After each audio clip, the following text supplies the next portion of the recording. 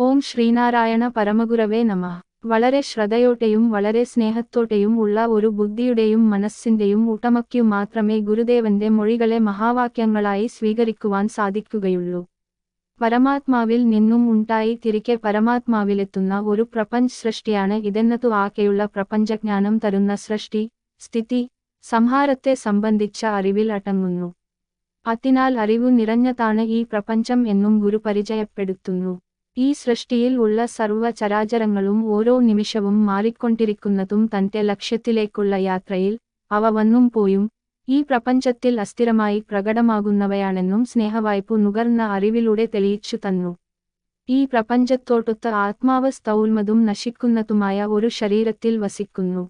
ആ ആത്മാവിന്റെ മാറി മാറി പല ശരീരങ്ങളെടുക്കുന്ന പല ജന്മങ്ങളോടൊത്ത ഒരു മഹത്തായ യാത്രയാണ് സംഭവിച്ചുകൊണ്ടിരിക്കുന്നതെന്നും നമുക്കു മനസ്സിലാക്കിത്തന്നു.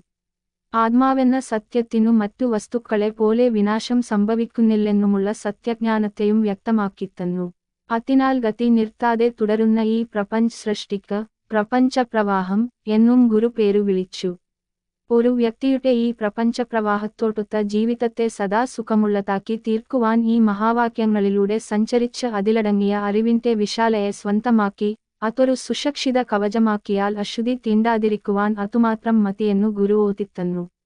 ഓരോരുത്തർക്കും ഈ മഹാവാക്യങ്ങളിലൂടെ അതിന്റെ അർത്ഥമറിഞ്ഞു സഞ്ചരിക്കുവാൻ സാധിച്ചാൽ മാത്രമേ ഗുരുവിനു സന്തോഷം നൽകുന്ന ഒരു ലോകം ഗുരുവിനെ സ്നേഹിക്കുന്നവരാൽ ഉണ്ടാക്കപ്പെടുകയുള്ളൂ. അതിനായി ജന്മമെടുത്ത ഗുരുവും ആ ഗുരുവിനെ സ്നേഹിക്കുന്ന ഒരു മനുഷ്യനുമായാൽ നമുക്കു തന്നെ കൂട്ടായി ഈ ലോകത്തെ സുന്ദരമാക്കാം. നമസ്തേ.